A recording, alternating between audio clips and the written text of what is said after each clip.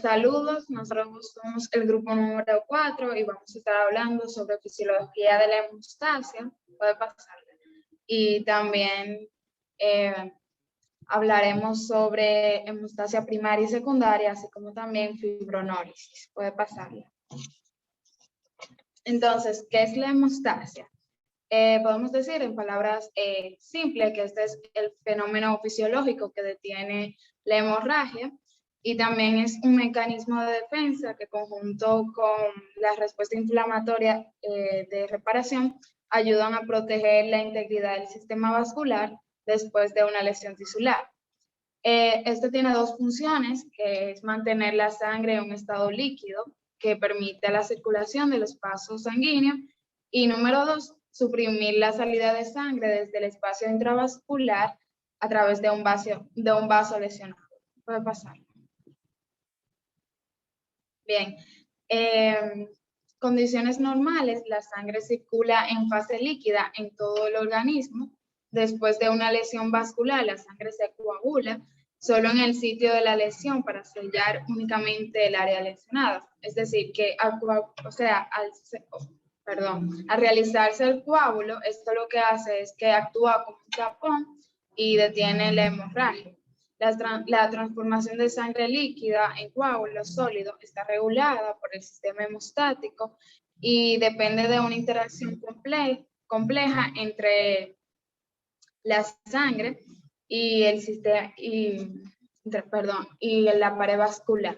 La sangre, que es la que contiene las células y los factores que intervienen en la coagulación, y la pared vascular, que este es el endotelio vascular, que tiene un papel fundamental dentro de la coagulación y fibrinólisis.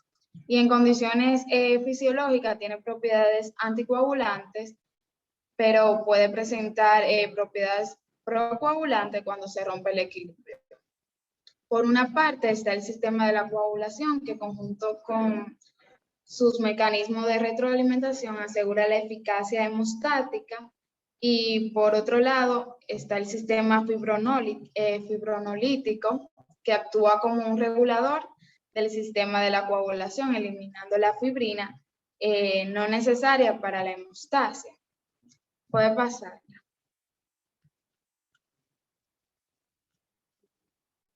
Okay. La hemostasia resultante siempre depende del equilibrio entre ambos sistemas.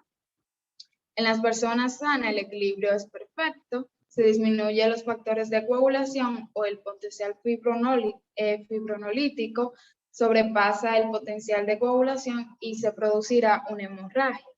Si el potencial de la coagulación sobrepasa el fibronolítico o bien disminuye los factores inhibidores de la coagulación, se produce una trombosis. Puede pasar. Bien, el sistema de coagulación es normalmente inactivo, pero se activa en pocos segundos después de una lesión. Disculpen el ruido. El estímulo que desencadenará la activación de la hemostasia es la lesión a nivel del endotelio, provocando el contacto de la sangre con el tejido conectivo endotelial. La respuesta hemostática incluye 3 procesos, que es la hemostasia primaria, la hemostasia secundaria y la fibronólisis, que mi compañero van a hablar en un momento. Entonces, existe siempre una interacción entre la pared vascular y la sangre. Es todo de mi parte.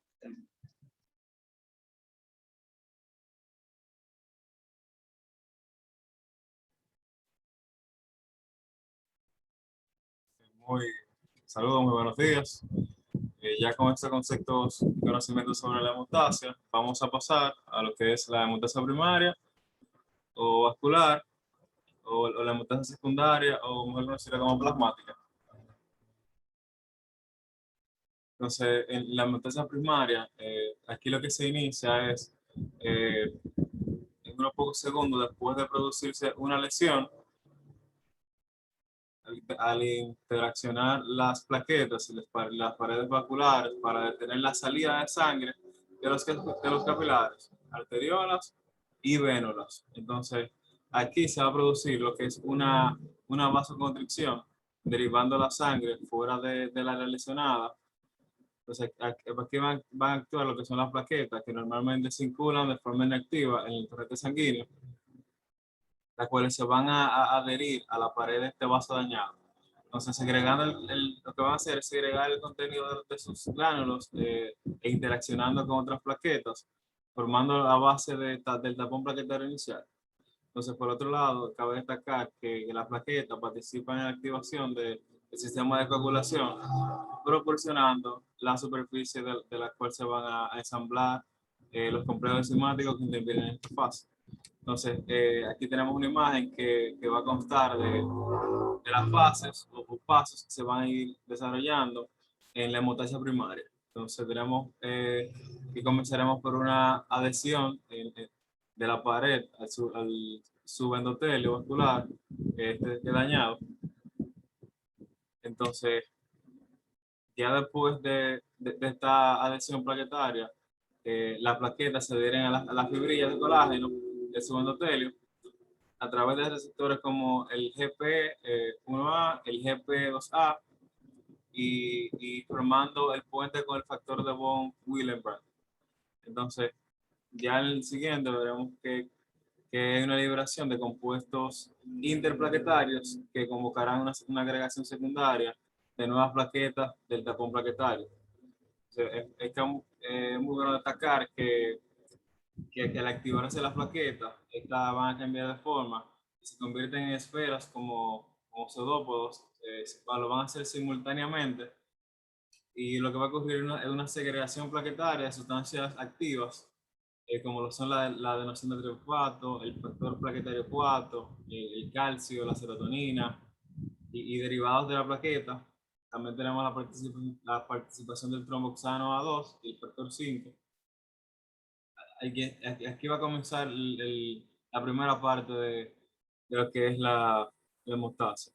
Entonces, ya al final de esta primera fase, lo que ocurre es un cese de la hemorragia que inició en esta reparación de los vasos lesionados. Cuando pasamos a la segunda parte, a la hemostasia secundaria plasmática, en esta fase es donde se produce la interacción entre las proteínas plasmáticas o factores que se activan en una serie compleja de reacciones ante la conocida llamada de coagulación, que culminará con la formación del coágulo de fibrina, que se hablará más adelante.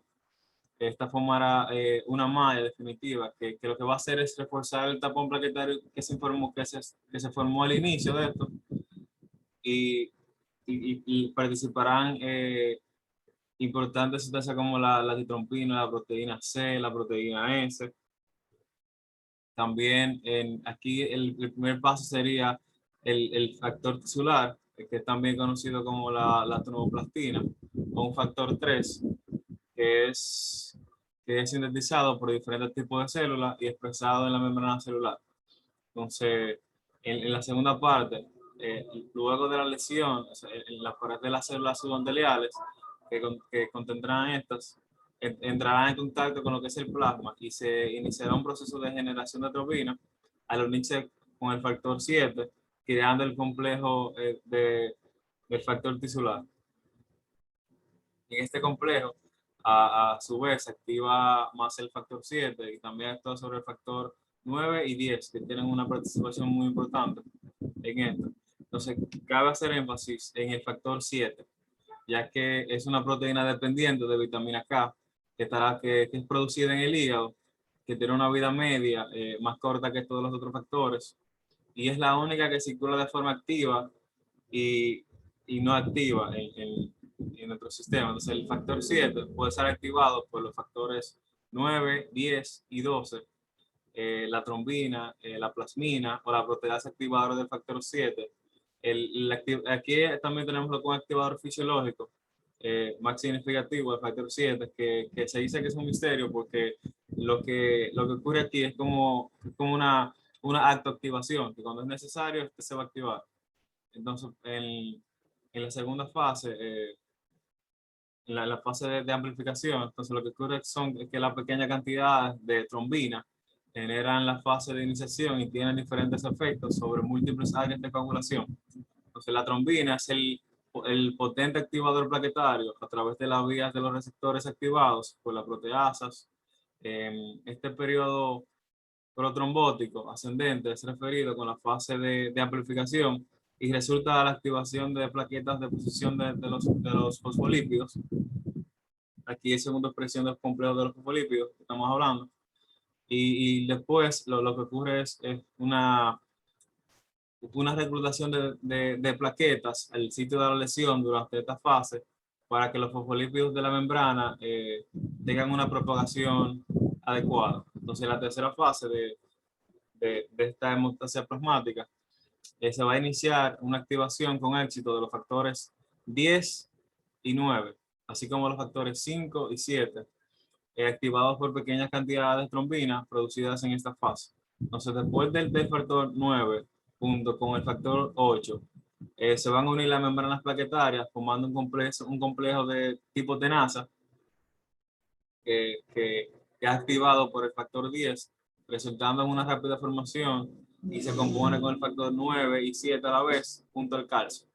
Entonces, ya el complejo tenaza se crece 50 veces más eficiente para evitar el factor 10 y así mantener esta red. Entonces, ya para allá al final, el factor 10 inicia un ensamble del complejo protrombinasa, el cual es constituido por el factor 5 y 10 y el calcio.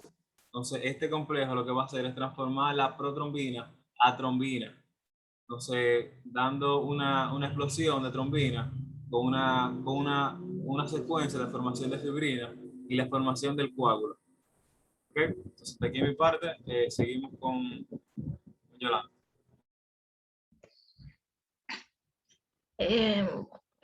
Soy Yolanda, voy a hablar sobre de fibrinolisis fisiológica. Esto, pásame por favor. Esto tiene una definición como es un proceso corporal normal que impide que los coágulos sanguíneos que ocurren en forma natural crezcan y causen problemas. Y la fibrinolisis primaria se refiere a la decomposición normal de los coágulos. Y la fibrinolisis secundaria es la decomposición de los coágulos sanguíneos. Esto debido a un trastorno de salud y un medicamento y otras causas. Y también eso puede provocar sangrado intenso. Y también tiene sus causas. Y pasame por favor. Y los coágulos de sangre, eso forma en una proteína llamada fibrina. Eso descomposición de la fibrina se llama fibrinolisis. Eso puede deberse a como tener infecciones bacterianas y cáncer, ejercicio intenso y también bajo azúcar en la sangre, oxigenación insuficiente a los tejidos. Y también para el médico eso puede darle medicamento para ayudar a que los coágulos sanguíneos se descompongan más rápidamente. Pero esto se puede hacer si un coágulo de sangre provoca un ataque cardíaco. Esa es mi parte, gracias. Excelente, hasta aquí la posición del día de hoy y espero que haya sido de mucho interés para ustedes. Nos pueden dejar la pregunta y se las respondremos más adelante. Hace un buen día. Antes, ya era que me han presentado.